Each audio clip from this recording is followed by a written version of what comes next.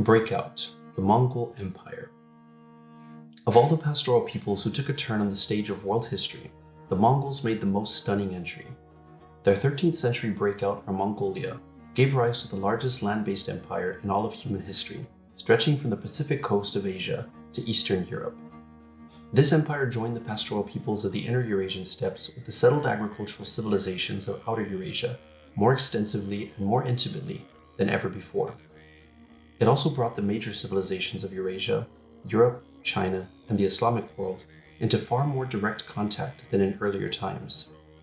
Both the enormous destructiveness of the process and the networks of exchange and communications that it spawned were the work of the Mongols, numbering only about 700,000 people.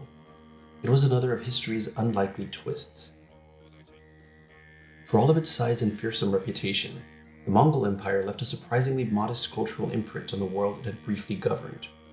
Unlike the Arabs, the Mongols bequeathed to the world no new language, religion, or civilization. Whereas Islam offered a common religious home for all converts, conquerors and conquered alike, the Mongols never tried to spread their own faith among subject peoples. Their religion centered on rituals invoking the ancestors, which were performed around the family hearth. Rulers sometimes consulted religious specialists known as shamans, who might predict the future, offer sacrifices, and communicate with the spirit world, particularly with Tengri, the supreme sky god of the Mongols. There was little in this tradition to attract outsiders, and in any event, the Mongols proved uninterested in religious imperialism.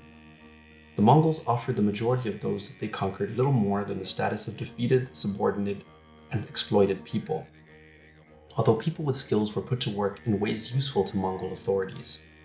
Unlike the Turks, whose language and culture flourish today in many places far from the Turkic homeland, Mongol culture remains confined largely to Mongolia.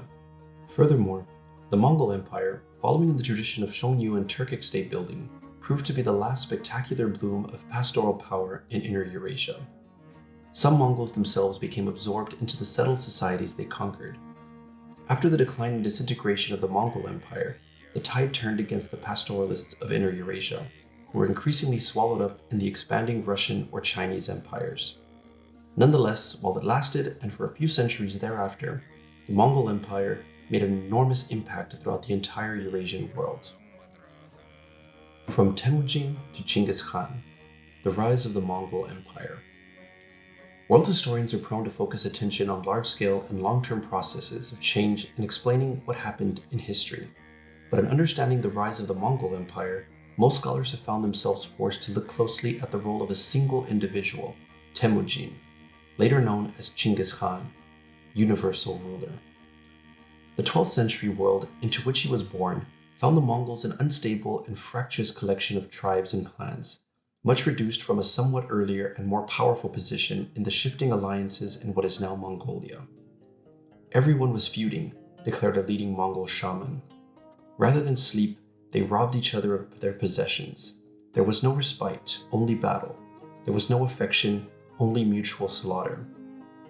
The early life of Temujin showed few signs of a prominent future. The boy's father had been a minor chieftain of a noble clan, but he was murdered by tribal rivals before Temujin turned 10, and the family was soon deserted by other members of the clan. As social outcasts without livestock, Temujin's small family, headed by his resourceful mother, was forced to abandon pastoralism, living instead by hunting, fishing, and gathering wild foods. It was an enormous and humiliating drop in their social status. In these desperate circumstances, Temujin's remarkable character came into play. His personal magnetism and courage of his inclination to rely on trusted friends rather than ties of kinship allowed him to build up a small following and to ally with a more powerful tribal leader. This alliance received a boost from Chinese patrons who were always eager to keep the pastoralists divided. Military victory over a rival tribe resulted in Temujin's recognition as a chief in his own right, with a growing band of followers. Temujin's rise to power within the complex tribal politics of Mongolia was a surprise to everyone. It took place amid shifting alliances and betrayals, a mounting string of military victories, the indecisiveness of his enemies, a reputation as a leader generous to friends and ruthless to enemies, and the incorporation of warriors from defeated tribes into his own forces. In 1206, a Mongol tribal assembly recognized Temujin as Chinggis Khan, supreme leader of a now unified great Mongol nation. It was a remarkable achievement, but one little noticed beyond the highland steppes of Mongolia. That would soon change. The unification of the Mongol tribes raised an obvious question. What was Genghis Khan to do with the powerful army he had assembled? Without a common task, the new and fragile unity of the Mongols would surely dissolve into quarrels and chaos. And without external resources to reward his followers, Genghis Khan would be hard-pressed to maintain his supreme position. Both considerations pointed in a single direction: expansion, particularly toward China, long a source of great wealth for pastoral peoples. In 1209, the first major attack on the settled agricultural societies south of Mongolia set in motion half a century of a Mongol world war, a series of military campaigns, massive killings, and empire building without precedent in world history. In the process, Genghis Khan, followed by his sons and grandsons, Ogedei, Monka, and Hubelai, constructed an empire that contained China, Korea, Central Asia, Russia, much of the Islamic Middle East, and parts of Eastern Europe. In a flash, wrote a recent scholar, the Mongol warriors would defeat every army, capture every fort, and bring down the walls of every city they encountered. Christians, Muslims, Buddhists, and Hindus would soon kneel before the dusty boots of illiterate young Mongol horsemen. Various setbacks marked the outer limits of the Mongol Empire. The Mongols' withdrawal from Eastern Europe, their defeat at Ain Jalut in Palestine at the hands of Egyptian forces, the failure of their invasion of Japan owing to typhoons, and the difficulty of penetrating the tropical jungles of Southeast Asia. But what an empire it was! How could a Mongol confederation, with a total population of less than 1 million people and few resources beyond their livestock, assemble an imperial structure of such staggering transcontinental dimensions? Explaining the Mongol movement. Like the Roman Empire, but far more rapidly, the Mongol realm grew of its own momentum without any grand scheme or blueprint for world conquest. Each fresh victory brought new resources for making war, and new threats or insecurities that seemed to require further expansion. As the empire took shape, and certainly by the end of his life, Genghis Khan had come to see his career in terms of a universal mission. "I have accomplished a great work," he declared, uniting the whole world in one empire. Thus the Mongol Empire acquired an ideology in the course of its construction. What made this great work possible? The odds seemed overwhelming, for China alone outnumbered the Mongols 100 to 1 and possessed incomparably greater resources. Furthermore, the Mongols did not enjoy any technological superiority over their many adversaries. They did, however, enjoy the luck of good timing, for China was divided, having already lost control of its northern territory to the pastoral Jurchen people, while the decrepit Abbasid Caliphate, once the center of the Islamic world, had shrunk to a fraction of its earlier size. But clearly, the key to the Mongol success lay in their army. According to one scholar, Mongol armies were simply better led, organized, and disciplined than those of their opponents. In an effort to diminish a divisive tribalism, Genghis Khan reorganized the entire social structure of the Mongols into military units of 10, 100, 1,000, and 10,000 warriors, an arrangement that allowed for effective command and control. Conquered tribes, especially, were broken up, and their members were scattered among these new units, which enrolled virtually all men and supplied the cavalry forces of the Mongol armies. A highly prestigious imperial guard, also recruited across tribal lines, marked the further decline of the old tribalism as a social revolution, imposed from above, reshaped Mongol society. An impressive discipline and loyalty to their leaders characterized Mongol military forces, and discipline was reinforced by the provision that should any members of a unit desert in battle, all were subject to the death penalty. More positively, loyalty was cemented by the leaders' willingness to share the hardships of their men. "I eat the same food and am dressed in the same rags as my humble herdsmen," wrote Genghis Khan. "I am always in the forefront, and in battle I am never at the rear." Such discipline and loyalty made possible the elaborate tactics of encirclement, retreat, and deception that proved decisive in many battles. Furthermore, the enormous flow of wealth from conquered civilizations benefited all Mongols, though not equally. Even ordinary Mongols could now dress in linens and silks rather than hides and felts, could own slaves derived from the many prisoners of war, and had far greater opportunities to improve their social position in a constantly expanding empire.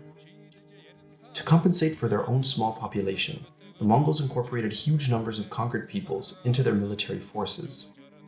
People who lived in felt tents, mostly Mongol and Turkic pastoralists, were conscripted en masse into the cavalry units of the Mongol Empire, while settled agricultural peoples supplied the infantry and artillery forces.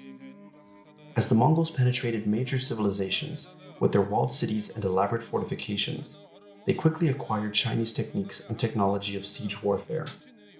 Some 1,000 Chinese artillery crews, for example, took part in the Mongol invasion of distant Persia. Beyond military recruitment, Mongols demanded that their conquered peoples serve as laborers, building roads and bridges and ferrying supplies over long distances. Artisans, craftsmen, and skilled people generally were carefully identified, spared from massacre, and often sent to distant regions of the empire, where their services were required. A French goldsmith, captured by Mongol forces in Hungary, wound up as a slave in the Mongol capital of Karakorum, where he constructed an elaborate silver fountain that dispensed wine and other intoxicating drinks. A further element in the military effectiveness of Mongol forces lay in growing reputation for a ruthless brutality and utter destructiveness. Chinggis Khan's policy was clear: whoever submits shall be spared, but those who resist, they shall be destroyed with their wives, children, and dependents, so that the others who hear and see should fear and not act the same. City after city was utterly destroyed, and enemy soldiers were passed out in lots to Mongol troops for execution, while women and skilled craftsmen were enslaved. Unskilled civilians served as human shields for attacks on the next city, or were used as human fill in the moats surrounding those cities. One scholar explained such policies in this way: extremely conscious of their small numbers and fearful of rebellion, Chinggis often chose to annihilate a region's entire population if it appeared too troublesome to govern. These policies also served as a form of psychological warfare, a practical inducement to surrender for those who knew of the Mongol terror. Historians continue to debate the extent and uniqueness of the Mongols' brutality, but their reputation for unwavering harshness proved a military asset. Underlying the purely military dimensions of the Mongol success was an impressive ability to mobilize both the human and material resources of their growing empire. Elaborate census-taking allowed Mongol leaders to know what was available to them and made possible the systematic taxation of conquered peoples. An effective system of relay stations, about a day's ride apart, provided rapid communication across the empire and fostered trade as well. Marco Polo, the Venetian trader who traveled through Mongol domains in the 13th century, claimed the Mongols maintained some 10,000 such stations, together with 200,000 horses available to authorized users. The beginnings of a centralized bureaucracy with various specialized offices took shape in the new capital of Karakorum. There, scribes translated official decrees into the various languages of the empire, such as Persian, Uyghur, Chinese, and Tibetan. Other policies appealed to various groups among the conquered peoples of the empire. Interested in fostering commerce, Mongol rulers often offered merchants 10% or more above their asking price and allowed them the free use of the relay stations for transporting their goods. In administering the conquered regions, Mongols held the highest decision-making posts, but Chinese and Muslim officials held many advisory and lower-level positions in China and Persia respectively. In religious matters, the Mongols welcomed and supported many religious traditions, Buddhist, Christian, Muslim, Taoist, as long as they did not become the focus of political opposition. This policy of religious toleration allowed Muslims to seek converts among Mongol troops and afforded Christians much greater freedom than they had enjoyed under Muslim rule. Toward the end of his life, apparently feeling his approaching death, Chinggis Khan himself summoned a famous Taoist master from China and begged him to communicate to me the means of preserving life. One of his successors, Mongol, arranged a debate among representatives of several religious faiths, after which he concluded, "Just as God gave different fingers to the hand, so has he given different ways to men." Such economic, administrative, and religious policies provided some benefits and a place within the empire, albeit subordinate, for many of its conquered peoples.